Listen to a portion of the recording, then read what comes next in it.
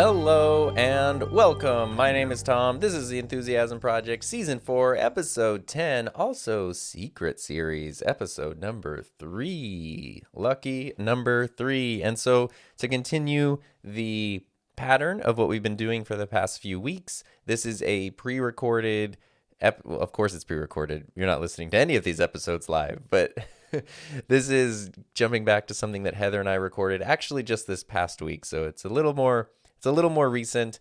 You may or may not know that I'm working on a podcasting course. It's called the Podcaster Playbook, a DIY guide to launching your very own podcast. Anyway, that's one thing that I've been working on. I've been wanting to do a course for a long time, really got pushed into gear this year. And then as the transition from leaving my job to, full-time content creation came into play, it really was clear, like, you need to do this now. And Heather's been guiding me through the process, which is tricky because I know how to design curriculum. I know how to teach people stuff. I know how to share knowledge and experience, but I don't know how to sell stuff very well, or at least I don't give myself credit for being able to do that. And Heather knows the strategy side of things, which it's been such a process of me learning, of me being resistant to stuff and then learning the value of it and, cherry picking this idea or that idea from different things, because at this point you probably know how I feel about things that are super salesy or anything like that. But if I'm putting the time, energy, and effort into something like building a legit course, not just a scammy thing that, sometimes you encounter online, it only makes sense to do everything I can to give it the best possible chance at succeeding. So I've been trying to follow, the process, like an established process that Heather's been learning and becoming a part of. And so she's been sort of like the leader in that.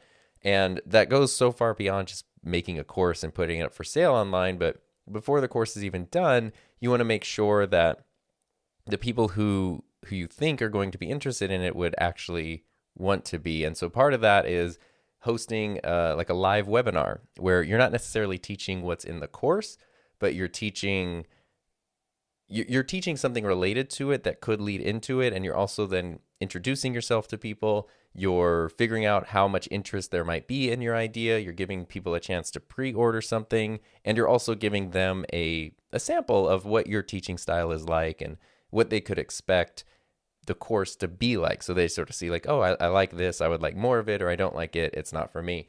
And so that's been a huge thing. And it's a big deal because it's a proof of concept for something. And so what we did was, in addition to complete chaos of, ridiculous busyness and life and juggling 2 full-time jobs at the moment and all that stuff, putting together a webinar, hosting it, doing all that, trying to do it as good as possible was very, very tricky. So what we did was, Heather, again, at Heather's idea, she's been so good at making sure like each step of this process is documented in a good way. Before I did like the webinar and all that, we kind of sat down and explained what was happening.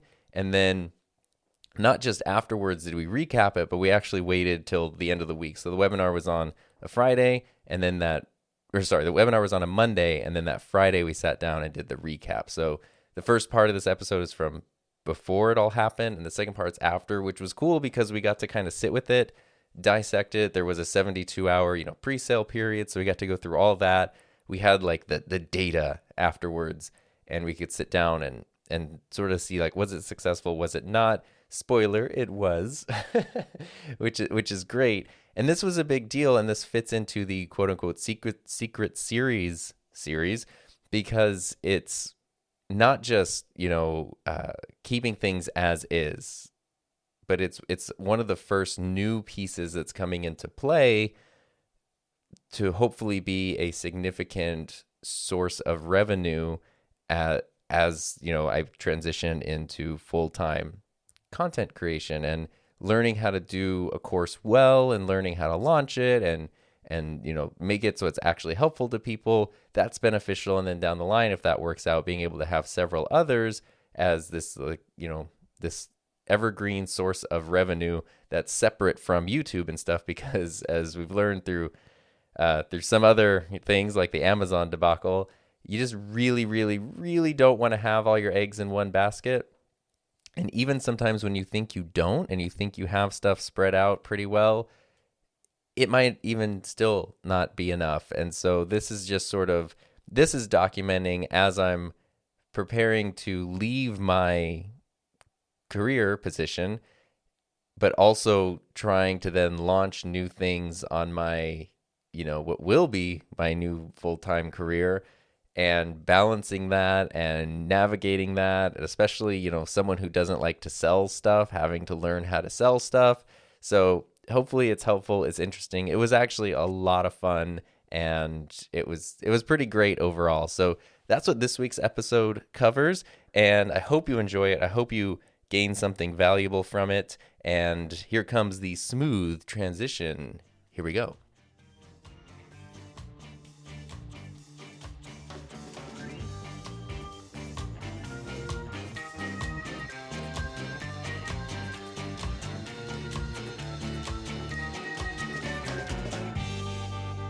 All right, so context. It's my favorite thing. No, it's not. It's my Tom's favorite thing, but I'm going to do it for him because it's his favorite thing. I came up with the idea that the next episode in this series, I also came up with this series idea in the first place. I don't even know when these are going to be out. Obviously, if someone's listening to them, they came out. Anyway, I figured that the next episode would be today, but I also wanted to capture both the pre and the post webinar because this is your first webinar.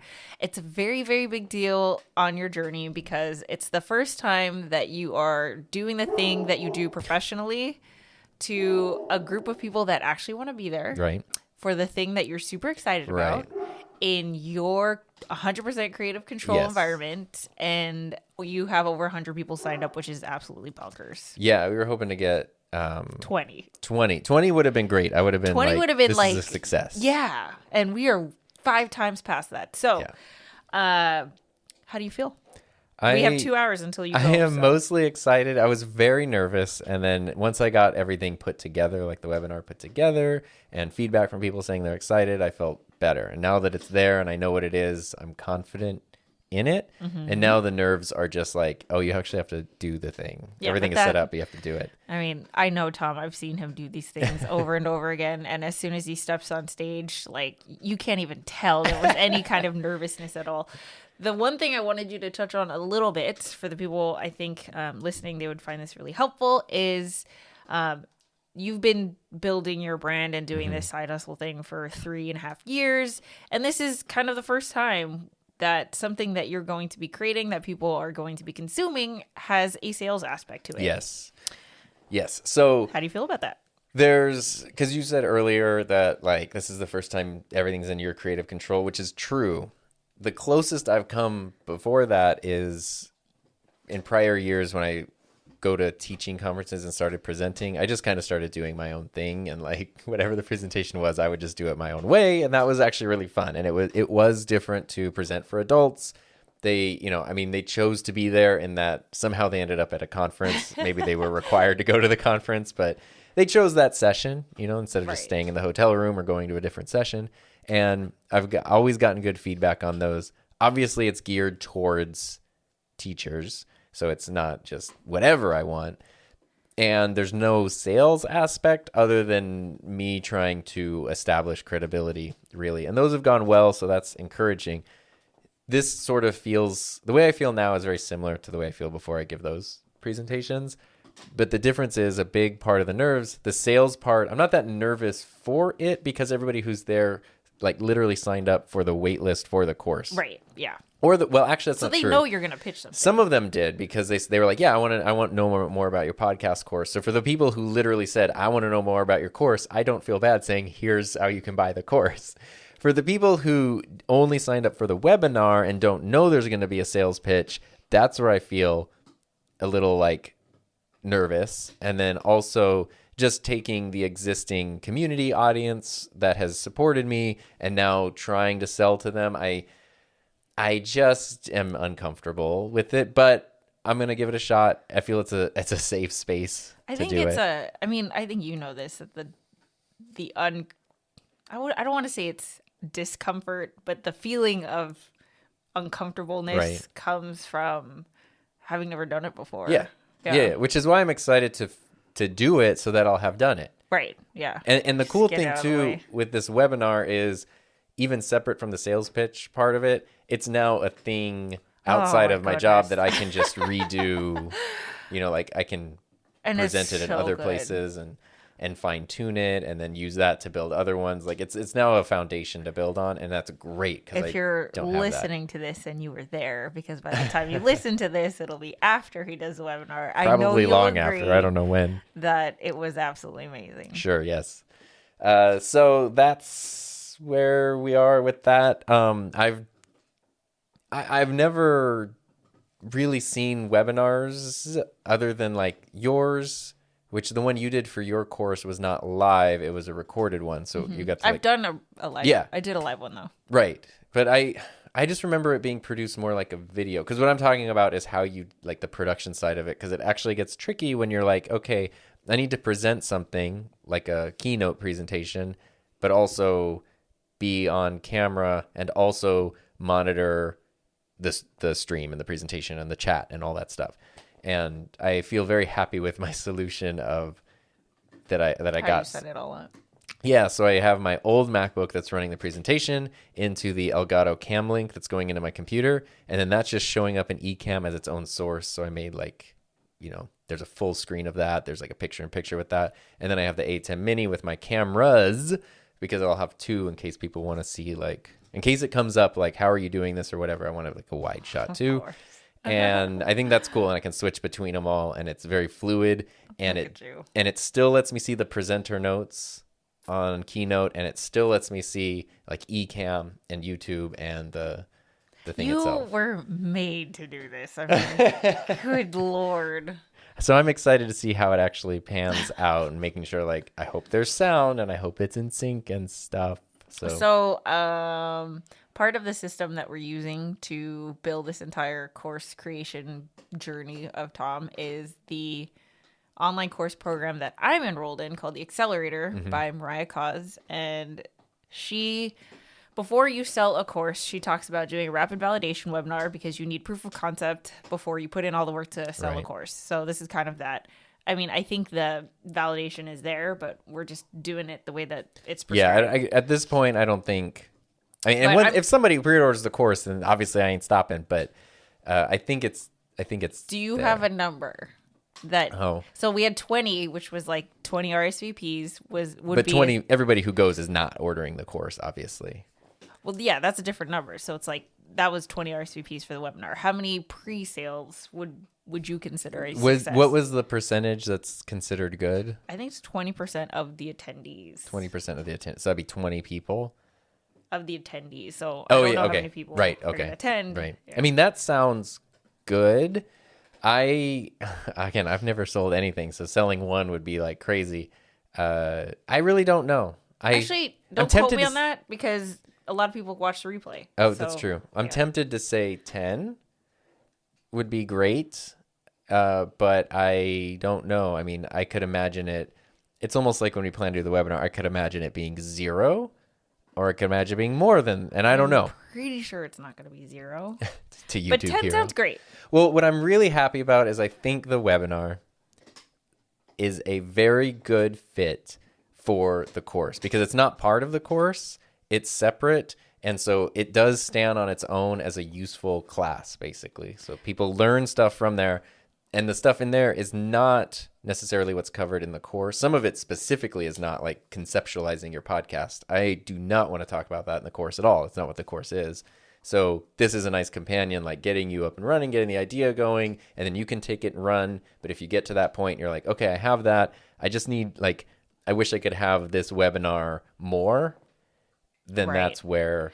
Yeah. And the beauty about doing this validation webinar in advance is that it gives you a lot of data for when you actually create the course, because you know who you're creating it for. Right. And that's going to be super helpful, because even the people who aren't part of this, they'll probably match up with the needs of those people. Yeah. And then it does give me more of an audience instead of just trying to imagine who the person might be. Oh, that's hard. I've done that.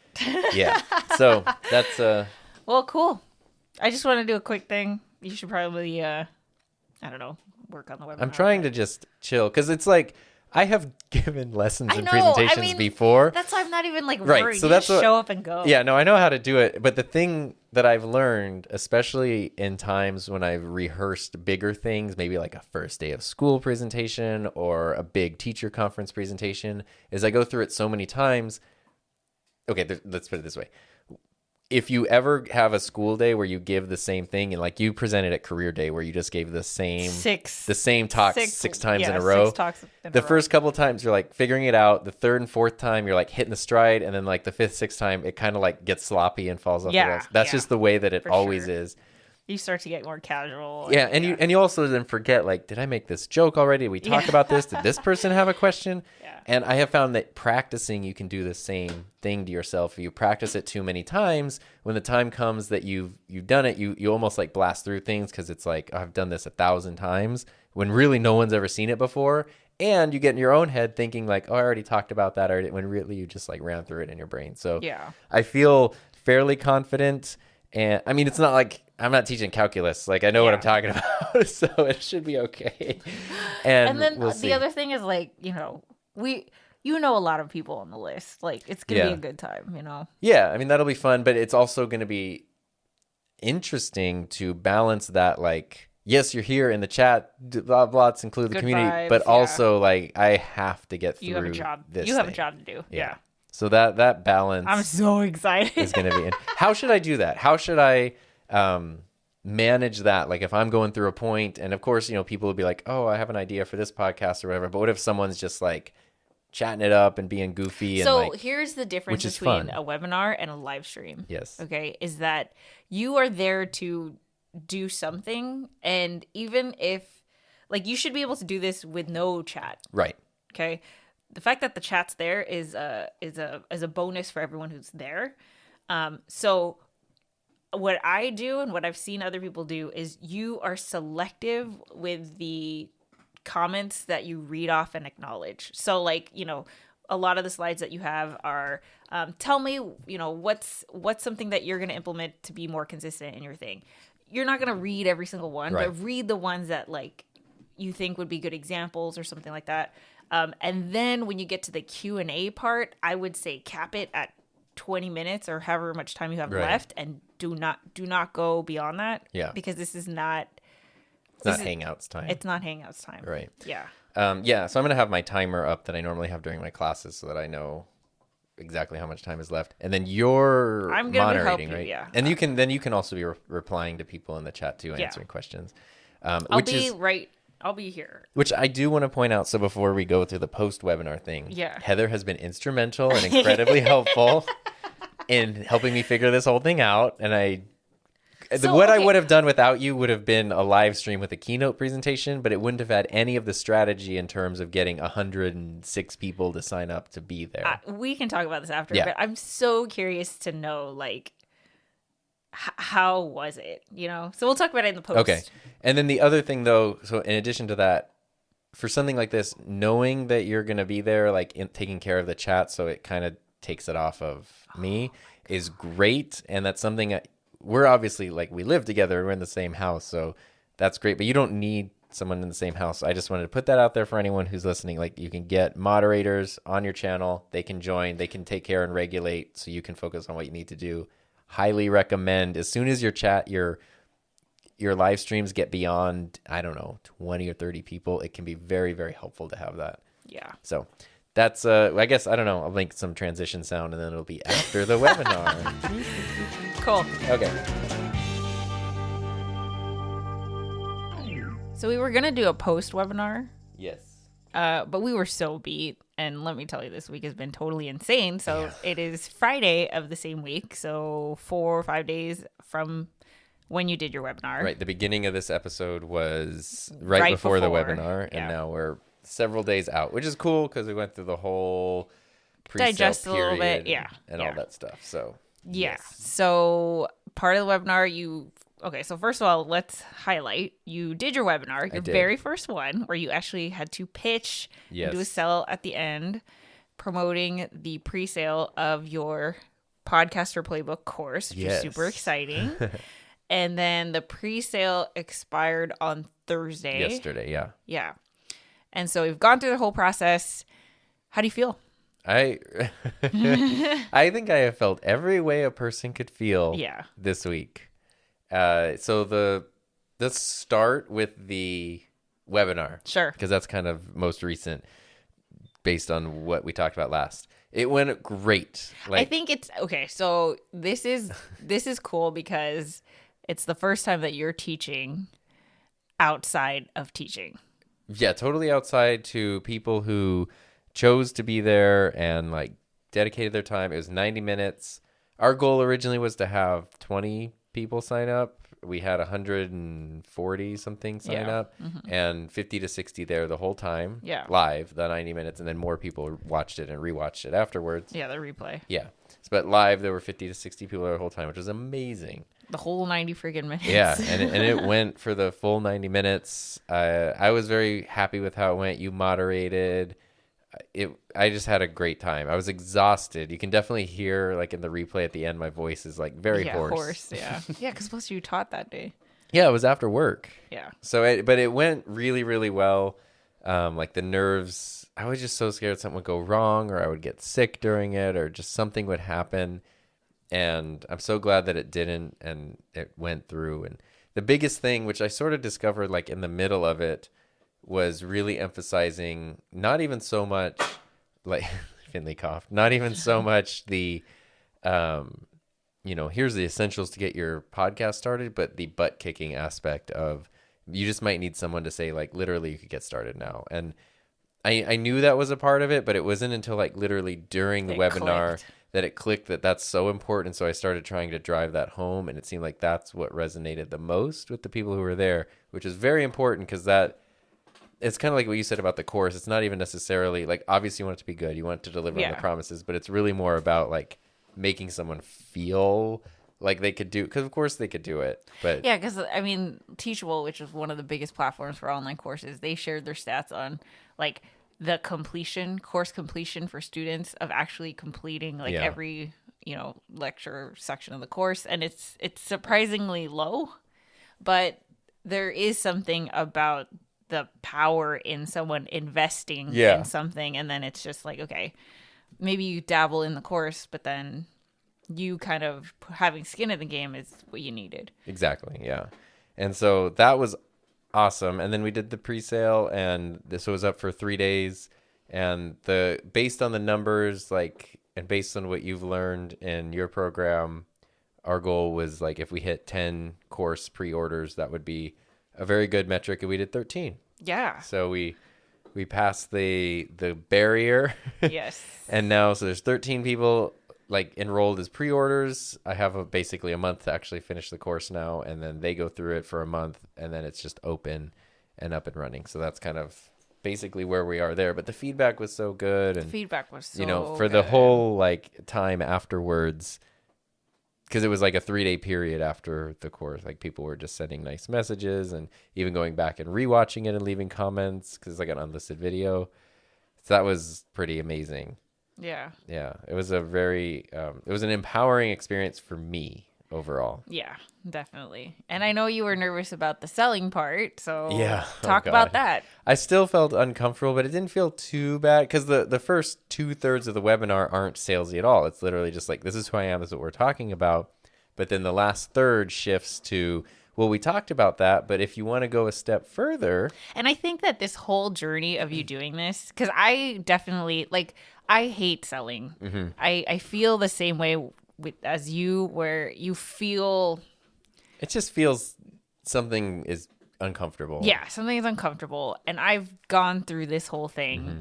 And it was really interesting seeing you do this because you've been like staunch against like, I mean, how long did it take you to turn on YouTube ads? Like you're very like, I don't want to monetize my audience. Right. I don't want it to be that thing. And, now you're doing a webinar where, like you said, a whole third of it is talking. It's not selling, it's just talking about the thing that you offer, which is selling. Luckily there was so much good timing that happened because, I can't remember a timeline for this week because it's all a blur. Yeah. Because I also had work and then multiple consultations and there's a lot of stuff that else. happened. And I don't remember, but it's a big blur.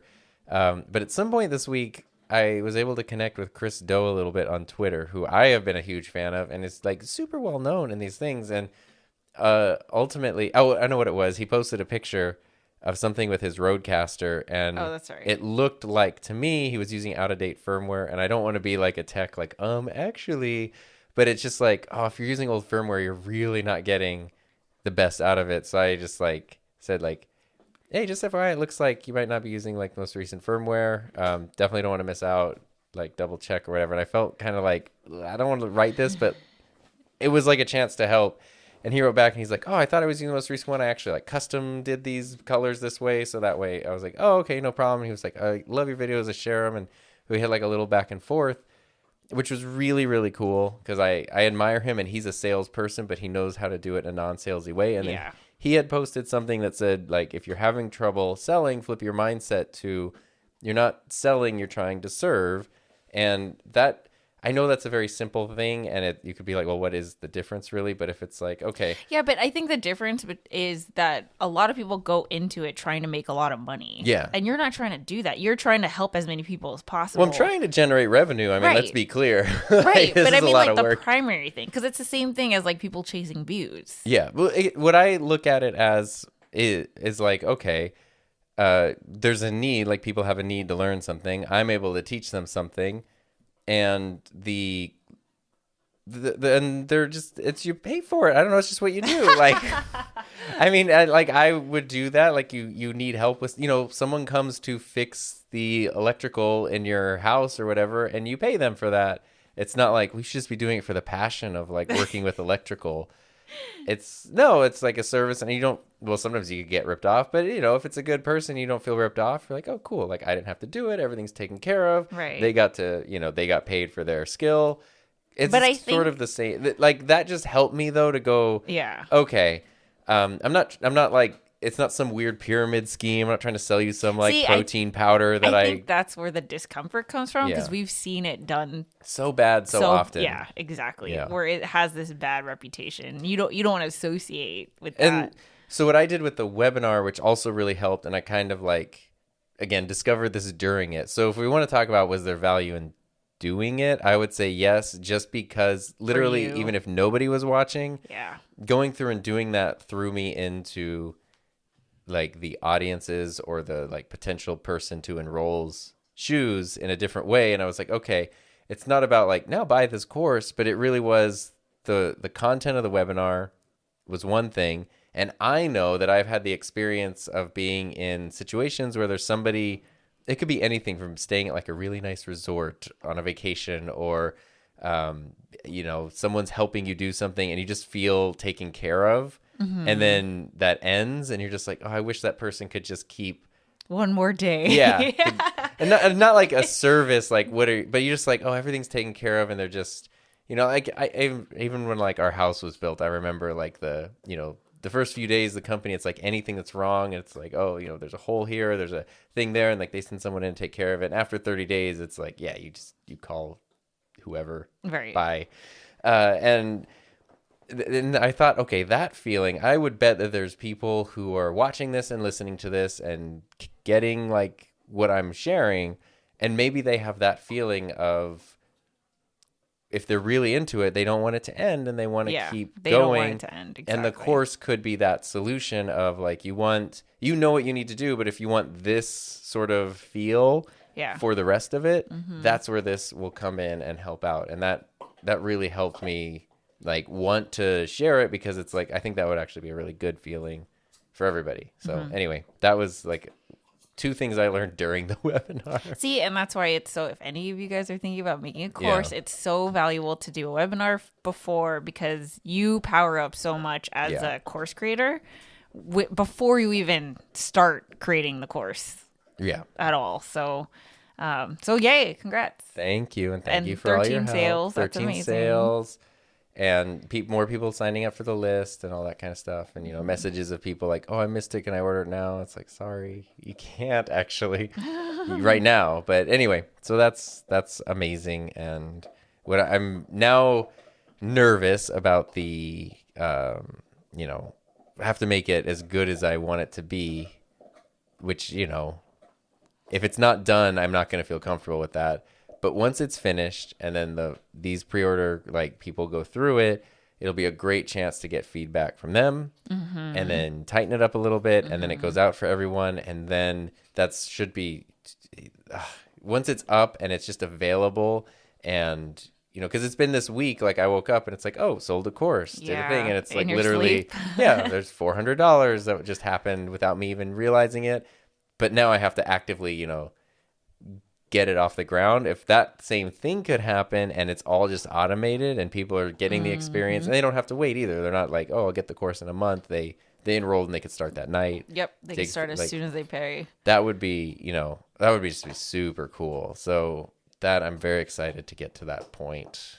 We're almost there, babe. I know. So I'm really excited for that. Very much so. Well, I'm sorry if there's noise in the background. I don't know if you guys can hear this. I really apologize, but there's Both nothing of our we can do about dogs it. Are playing with toys. They are now conditioned that as soon as we record something together, they need to be self-occupied, which is chewing, and I'm sorry. And also growling. Go over there, Finley. Go get it. There you go. Sorry. Anyway, stop. that can be our transition to, I don't know, something else that we're... Well, I'm not sure if we're going to include it in this episode, but the other big update that happened this week. I forgot. Tom is forgetting. Because the webinar was Monday. Yes. When we talked, and that was work and webinar, total exhaustion. Tuesday was work all day and then back-to-back consultations. So that was exhausting. And then Wednesday is just the day where my school schedule is, we go to every single class. Our students have 8 classes, so there's 4 per day. And on Wednesdays, it's short period where you just have every class. So even though it's short, which is relatively simple, it's just like, it's exhausting to go through all those different classes. And then also on Wednesday, so I had given did we talk about the resignation? Yeah, I honestly can't remember. Yeah. I think, okay, so I just know the first episode in the series was you thinking about it. No, we did. Okay. It would have been the one before this. Yes. So I had previously given my resignation, and that was, if there's a little cut there, we had to like situate dogs, but you know what? It is what it is. So anyway.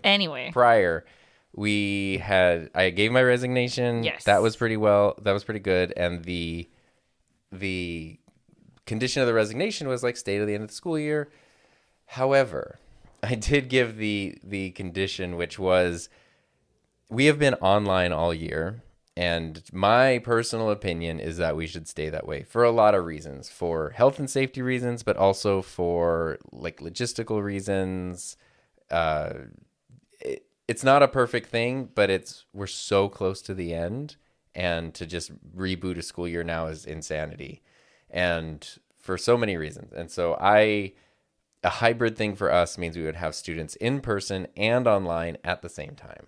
And you're trying to teach different things, but they're actually not learning the same thing because the kids who are online will be in person later in the week, and the kids who are in person will be online in the week. But there's also other kids who are only online, and so it's just a mess. Oh my god! And that's just the classroom part of it, not the rest of it. So we've kind of been under the expectation that we weren't going to have to deal with that this year, but suddenly there's just been this huge push to just no, we're going to do that, and my school district voted to start opening like elementary schools on Tuesday. So it was the day after the webinar.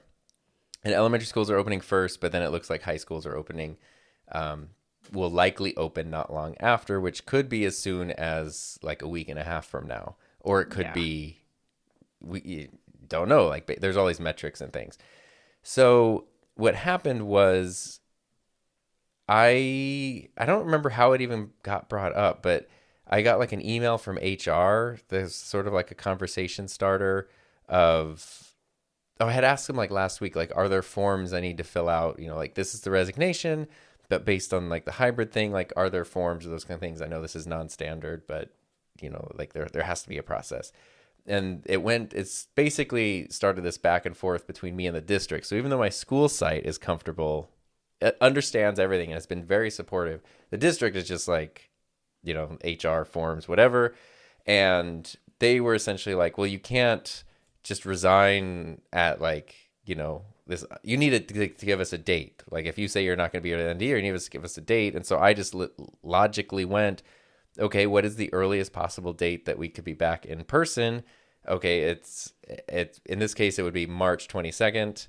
And you might be listening to this after March 22nd, but then the Friday before is March 19th. So then I had to like just say, okay, then March 19th, which is 2 weeks actually from today. Yeah. So it went from 3 months. You went from, I don't know if I'm going to continue. I don't know if it's going to happen. Maybe at least one more year. Yeah. To 3 months to 2 weeks. To 2 weeks, yeah. And that kind of sucks. In a matter of like a month. And that wasn't, it also was like stressful because they're saying like, well, you're under your contract, even though we're technically working under an expired contract and there's all these extenuating circumstances.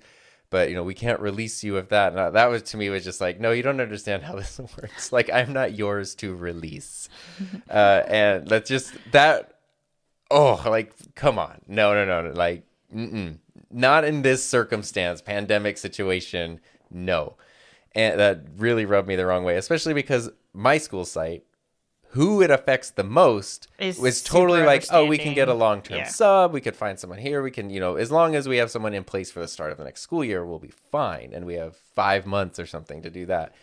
And so that wasn't even like the people who are actually affected by this decision who were upset. It was like people who literally aren't affected at all, but just need the paperwork to be in a sequence or whatever. So that was very stressful because obviously I don't want to make things bad for the people I work with and who I care about. And I don't want to burn bridges and I don't want to do any of that stuff. But also I really need to stick to my guns with this situation. And like, this is just not, it's a non-negotiable. So, it just kind of sucks. And that was rough. And then going on Thursday, the very next day, was my day on campus, which now has just been like, oh, okay, tear everything down and start packing up. Oh, my car's still full of stuff. I didn't even unload that today. I was supposed to do that.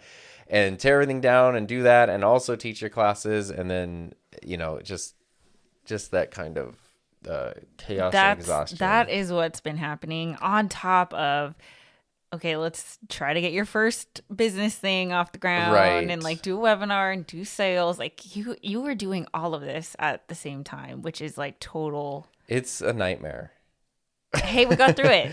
I know. And well, then I came home yesterday. Of course, we have our live stream. And then today, fortunately, weeks ago, I had already put in to have a sub and take the day off because we were guests on the Live Stream Pros channel. Yeah, we were invited to be on a live stream, which is cool. They could only do it during my work hours. And there were just so many other things. I was like, that'd be a great day to actually just, because the last time we had like a day off, I was sick. So I kind of like missed out on like the last like weekend. So I was like, you know what? Make up for that here. So I'm grateful for that. And the cool part is that today was sort of like a little test run then, because I had everything for work automated. So for my job, I see your hands. For my job, I could automate all of my like messages, emails, classes, and then I didn't have to think about that today. Yes.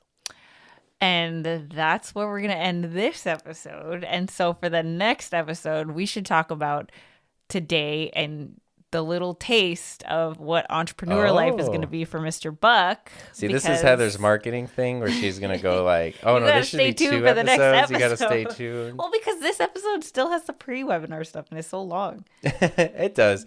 So, okay, is there anything else we want to... So here's what we're going to be talking about in the next episode, which I think we should just record right after this. Oh, okay. But like you said, today was such a relief.